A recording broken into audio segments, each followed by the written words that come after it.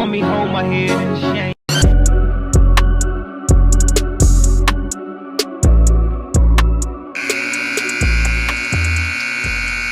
Yo, what's up? It's your boy Dizzy, and we back with another episode of Halftime with Dizzy, man. Appreciate you tuning into the final episode of the 2025-2026 football season, man. 24 straight weeks these videos have been put out, man, and I appreciate every single one of you who have been watching them, who have been engaging with my content, sharing my stuff, subscribing. Some of you new supporters who have come along in the last few weeks, man. I got love and appreciation for every last one of y'all, man. Let's do it one more time. Let's get right into the gameplay, man. There's not much to talk about, man. You already know the biggest headline in sports is Seattle Seahawks beat the New England Patriots in Super Bowl 60 to become champions, man. So we're going to give a quick breakdown of that. I got some things to get off my chest on Flag on the Play one last time, man. From there, we're going to go to He's Diffie, which you probably already know who it's going to be. Of course, we got to do the halftime speech. No more predictions. The season's over, man. But I'm going to do the halftime speech. And after that, I'm also going to be telling you some things about this channel going forward, what the goals are, what the plans are, and what to expect until the football season starts up again in August, man. But before we get into any of that, man, as I record this video, we're at 310 subscribers. That's 40 away from the goal of 350 subs, man. Once we hit that goal, I'll be doing a giveaway, a 2 nice shirt, gift cards, other goodies as well to show my appreciation to all of you, man. So please, if you're not subscribed, hit that subscribe button, man. If you are already subscribed, hit that share button, share with a friend, share with someone that you know loves ball and loves some of the things that I'm going to get into in this off season. Make sure we hit that goal, man, so I can do the giveaway, man. Without further ado, let's get into the halftime headline.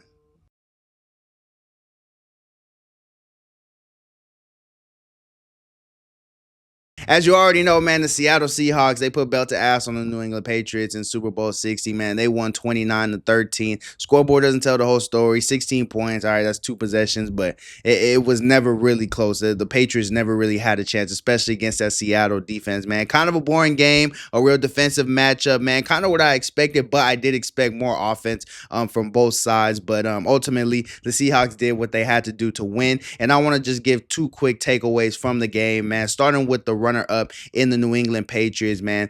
I want to say this. A lot of people are slandering them, and it's because of the dynasties of the past, and they're tired of seeing the Patriots win, and I understand that, right? But understand this. The whole narrative of they had the easiest schedule, it was a fluke and all that.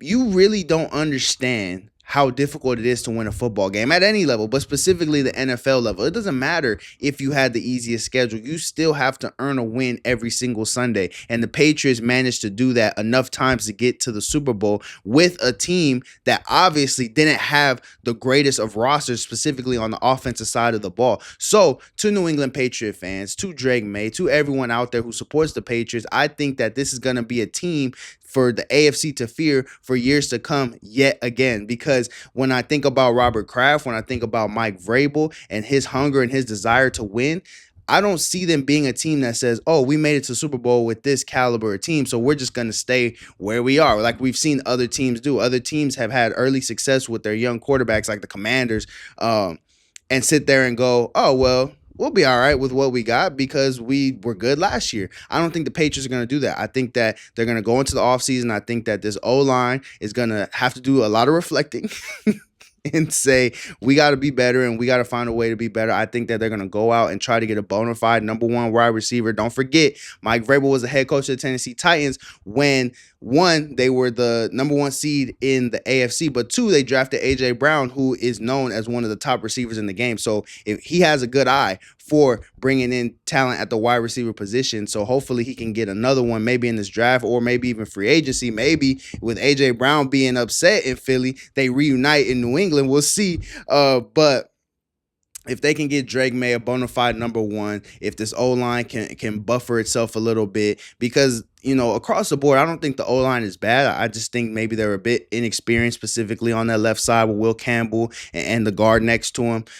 So I think with the experience that they had in this postseason, going up against those crazy D-lines all postseason, I think that they'll be better. Again, I think get a better wide receiver. If you have Kayshon Boutte as your 1A or your 2 and Stephon Diggs as your 2A or your 3, I think that is a good wide receiver room. Pop Douglas is another good that is is a spark plug player that can be someone that comes off. And, you know, if you want to go straight wide receivers across the board, he's going to give you a big play. You still got Hunter Henry. I think that this team has the pieces to be great. They just have to build on top of it, man. And I think that they'll do that again with Robert Kraft and with Mike Vrabel leading the charge, man. So all in all, yes, they played poorly. You know, I felt like a genius last night because, you know, Will Campbell was getting his shit rocked. Will Campbell was getting, I told y'all that he struggled. I told y'all what he struggled with. I told y'all the habits that he had that he's going to have to fix going into the offseason, into his second year. And Seattle exposed him. But it wasn't just him. It was this entire Pats O-line. So they'll have to be better there. This defense is still really good. A lot of people question whether or not this defense was really that good because of, again, the schedule. And then you go into the playoffs and, you know, Stroud played awful. Herbert had no help.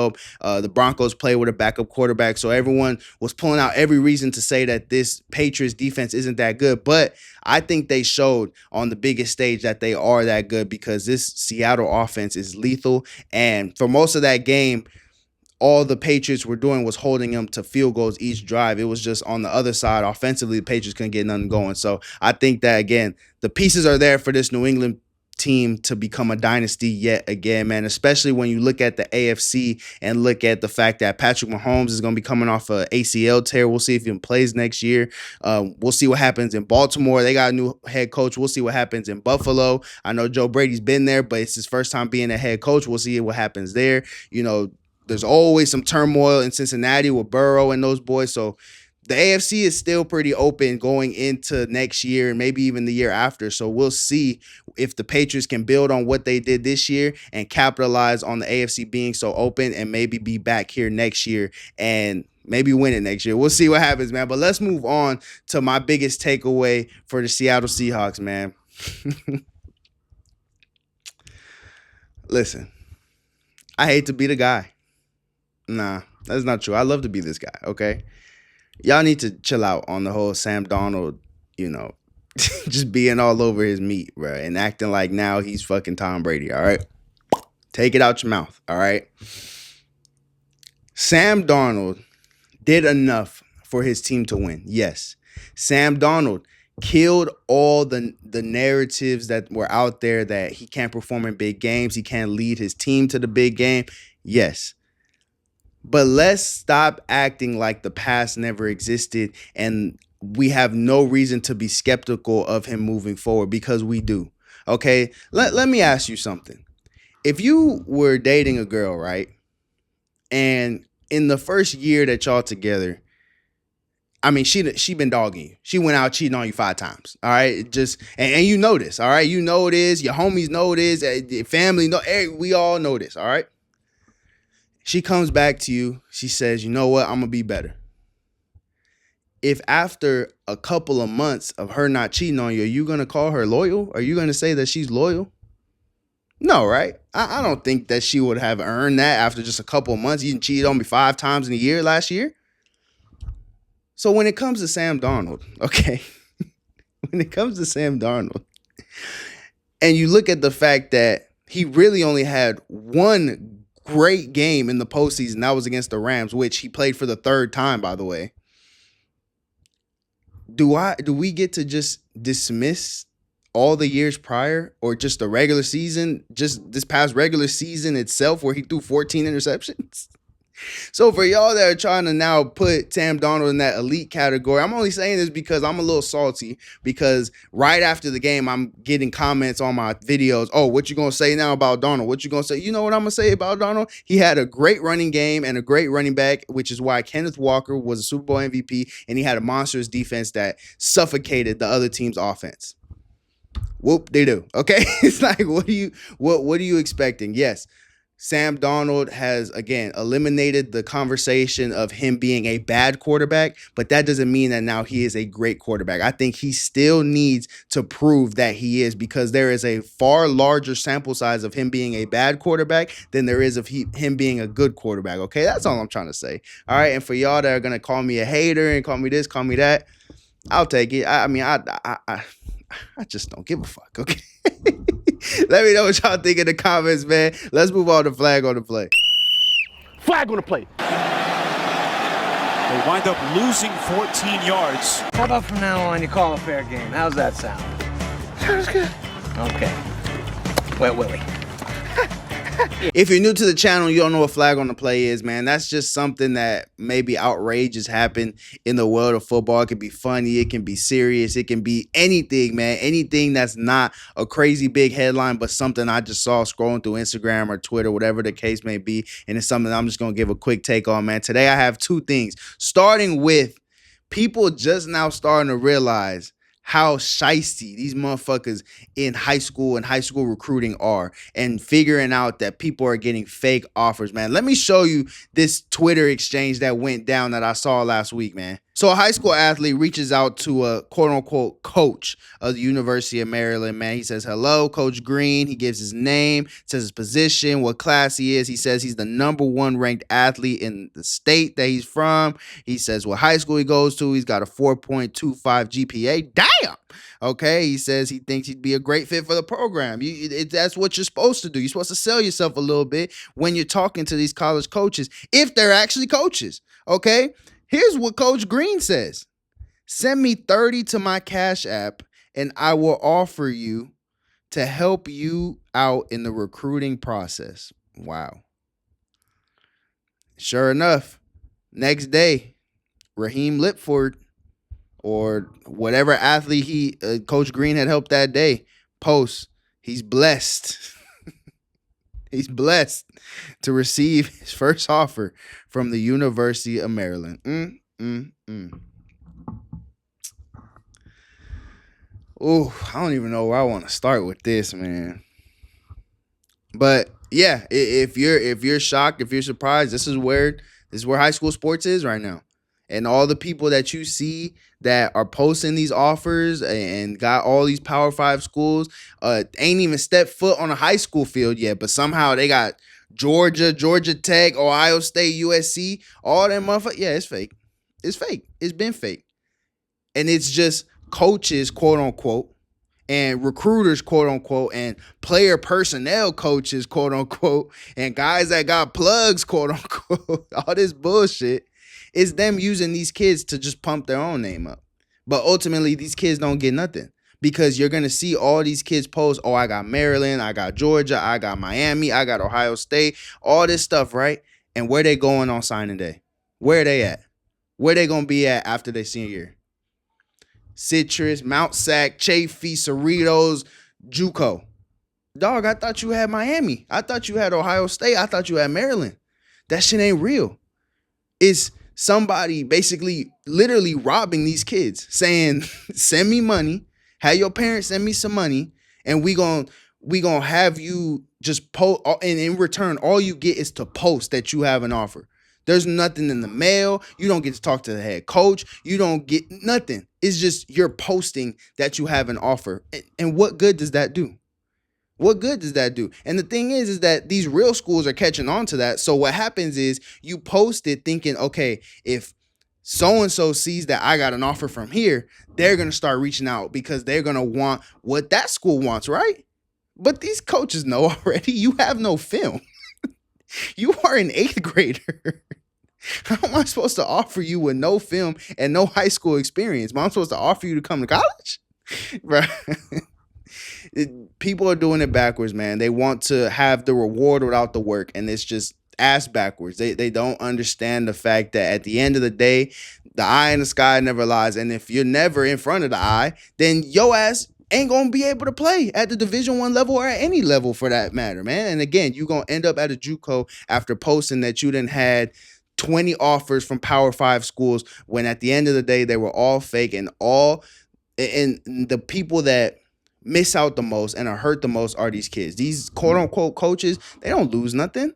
They don't sit there and now they got to figure out where they're going to go, what they're going to do moving forward. It's these kids that got to do that. It's these kids that got to figure out now, shit, well, I can't sign to Oregon, so what am I going to do? This whole time I thought I was going to go Power 5 because of what this coach said, and now I can't. Now I got to figure out what I'm going to do. So in this last episode of Halftime with Dizzy, I'm saying one last time as we head in to the off season and then to the season of the big 2026, stop using these kids, stop bullshitting with these kids, and y'all parents, stop believing everything y'all see, everything y'all hear through the grapevine, because that shit is not true. All the glitz and glamour is fake. And it's easy to tell, bro. That's the crazy thing. It's easy to tell. I done watched you sit on the bench for your whole sophomore year, and then you're going to pop out in February with a fucking USC offer. Come on, bro. Come on, bro. I was born at night, not last night, all right? So let me know what y'all think in the comments about this, and let's move on to kind of a funnier one. Check out what happened to this punter as he was trying to just do his job and punt the ball, and really just listen to the announcer doing this call, man. Check it out. For Franklin County is Bradford, and he's killed! Picked up by Coffee County in the end zone. A flag came in. He was destroyed by one. Hey, just know that's how I'm coming this year. If I'm doing play-by-play, that's the no chill, no filter that I'm coming with this year. He's killed. That shit was funny, bro. That's him a flag on the play, man. Let's move on to He's Diffie. Wide open man. Flicked into the end zone by Jerome Simpson. Oh, goodness. You should already know who's about to be on here for He's Diffie, man. Starting with the Super Bowl MVP, Kenneth Walker, 27 carries, 135 yards. The real reason why Seattle's offense was able to look how it did and get the points on the board, because he was breaking off big play after big play. Shout out to the big boys up front as well that were creating the holes for him, and Kenneth Walker was just shooting out of there like a bat out of hell, man, which is why he was the NFL MVP, not NFL, the Super Bowl MVP, because, again, he did it all playoffs, man, over 100 yards in all 3 playoff games that Seattle played in, man. Just a dog, man. It showed that, hey, Charbonnet, yo, you know what I'm saying? When you come back, you may think you gonna still split the carries. You might not, okay? You might be on the move, brother, because Seattle might look at K9 and be like, you know what, we could just do it all with him, all right? So he's first up. Next up, of course, I mean, come on, man. You already know. Seattle's defense, man, just absolutely suffocating, shutting the New England Patriots out completely for the first 3 quarters, man. Let up some touchdowns there at the end, but, I mean, that was all garbage time stuff, man. You knew the game was over, and it was all because of that Seattle defense, man. Sam Darnold and his offense were really able to just truly game manage and truly just, as long as they didn't turn the ball over, as long as they didn't beat themselves, they knew that they were going to win this game because of how crazy this Seattle defense was playing. Devin Witherspoon was blitzing like, oh my God, I don't even know how to describe it, but the way that he was blitzing and causing hell in the backfield, man, unbelievable, man. So shout out to Seattle's defense. Shout out to Kenneth Walker. They were different this past weekend in the Super Bowl, man. Let's move on to the final halftime speech, man. The Cinderella story is over, man. Right? They're fighting for clicks, we're fighting for wins. There's a difference. Right? There's a difference. I'm hurt, dog. Don't ask me if I'm all right. Hell no. Joaquin said dominate, and we not doing it. I'm putting my heart in this dog. Let's go, man. Let's go, baby. Let's go. Lord, just want to start your heart and find out who you really are. Make sure you look at your teammate today, and you come out and you give pure hell today. This team ain't ready for us. Let's prove that they ain't ready for us. Oh, get in here. Let's go. Get in here right now. Get in here.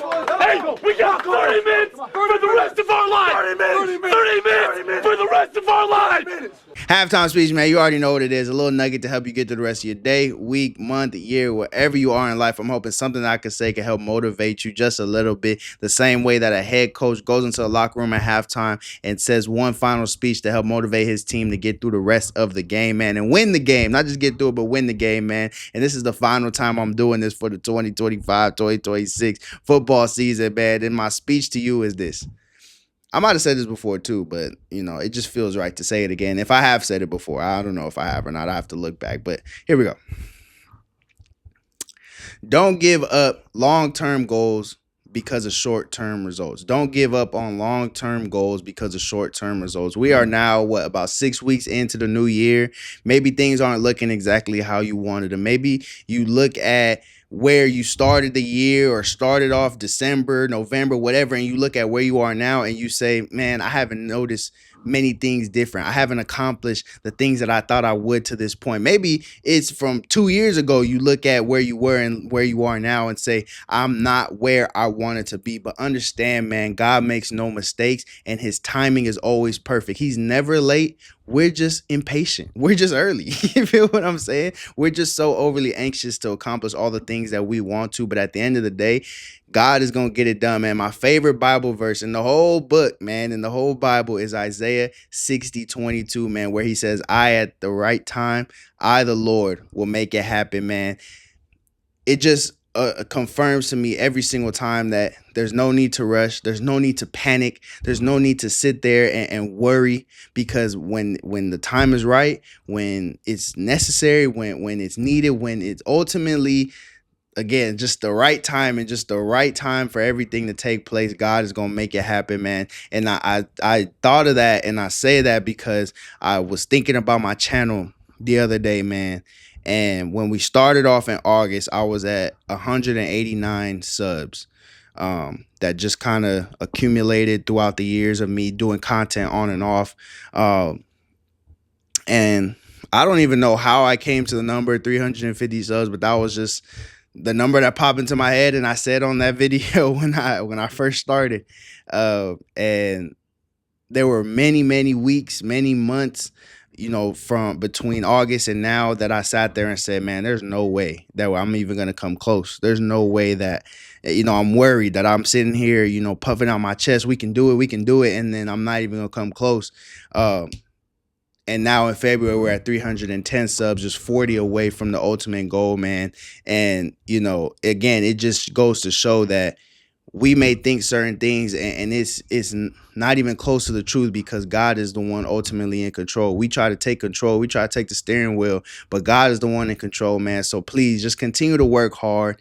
Sit in that passenger seat, man, and let God, let Jesus take the wheel, all right? And ultimately, you will be surprised where he ends up taking you, man. So again, don't give up on those long-term goals that you have just because of short-term results, just because of, you know, you may not be exactly where you want to be right now, man. That's it for the halftime speech, man. Before I get up out of here, man, I do want to say, you know, again, one last time, thank you guys so much. 24 straight weeks, man. I made a goal to myself. One of the goals for this season was I didn't want to miss a single week, and I didn't. I from the moment I started all the way through the Super Bowl, I recorded every single week. Even on, you know, there were days where I had to work and I had to come home and it's midnight and I don't feel like recording, but I did it anyway. And I wouldn't have even thought about doing it had it not been for the love and support that you guys show me on every single video. Every time I see y'all in person, hey, keep up the good work, all that stuff, man. It motivates me and it encourages me every single time. And I'm just so grateful for every single one of you, whether I know you, whether I don't,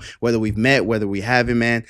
I love you and I thank you so much, man. In terms of this channel going forward, man, it's going to be less videos on YouTube. I'll do like the shorts. I don't know if you guys watch those, but I'll do like the shorts, but that's all it's really going to be is reels and TikToks on, you know, Instagram and TikTok, maybe some stuff on Twitter, and again, some shorts here on YouTube.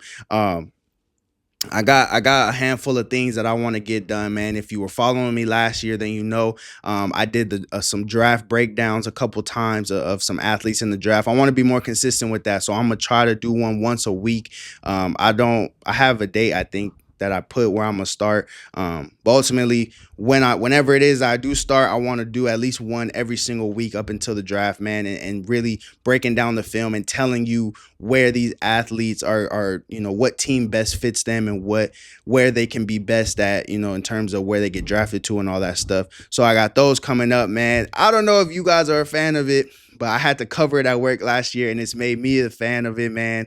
The UFL is about to start up, man, in late March. So I'm going to start covering it a little bit. So if you're interested in learning more about the UFL and the guys that are playing it, man, be sure to be subscribed and to be following me on all the socials, because I'll be breaking down what makes some of the best players in the UFL the best players. And maybe you'll see some of them next fall in the NFL if they have a great year this spring. So I'll be doing some UFL content, man. I'm going to be doing some, you know, some reels and videos here and there about, you know, some high school stuff, you know, maybe some spring ball videos from different high schools. Basketball, I think the playoffs are going on right now or about to start, so I might do a video or two on that. We got some baseball that's about to start up, so I might be doing a video or two on that. But the biggest thing for the off season that I always enjoy doing the most, man, is my interviews, man. Dizzy's discussions. We back, man, and we gonna be better than ever. I got some big names on the list that I won't share just yet because I want to make sure you know, they're confirmed and I can get them in front of the camera, man. But look out, I think around April, maybe. Again, I have dates written down, but I forgot them. But again, I'm going to be consistent with that too. I'm trying to do 10 episodes, one every other week up until the football season starts. So it'll go from the interviews leading right into next year or next season of Halftime with Dizzy, man. So yeah, please continue to subscribe, continue to like, continue to share, man. If any of those things interest you and you're not subscribed to the channel, man, hit that subscribe button. Make sure you follow me on the socials. If you know that this type of stuff, someone else you know might be interested, please make sure you share this channel with them. Share all the socials with them, man. Again, at 350 subs, I'll be doing the giveaway, man. Only 40 away. I'm gonna post on my Instagram right now. I need y'all. I need everybody to just I can't even speak, bro, but I ain't cutting this shit. I'm just gonna go, man. We almost done. I need everyone to subscribe because I really want to show my appreciation to y'all and do that giveaway, man, at 350 subs, man. Whew. We made it. We made it, man. And again, I know some of y'all might be watching me. If you're still watching, I appreciate it. Y'all might be saying, what he going so crazy for, man? You a small channel. I follow this guy and that guy who does this and has this many subs. You know, this is me really. This is really my first year really grinding it and really. Hold on. But really working hard to push out content, be consistent with it. The last few years that I've done it, I was in college, I was playing football, you know, so there would be weeks that I don't record, weeks where I do this, weeks where I do that. And I just wasn't really consistent. This was kind of, you know, in the back seat. But now that I'm done with all of that, done with school, done with football, this is a top priority for me. And I really want to build this up and make this a platform that I can, hey, you know, to be real, we family here, right? I'm trying to make some money. All right. I'm trying to make some bread. All right. So I'm really trying to build this platform up, man. And I can't do it without y'all, man. So please, again, one last final time, continue to hit that subscribe button, man. And yeah, you already know what I'm going to say, man. Just stay tuned. I'm going to have another video for you real soon.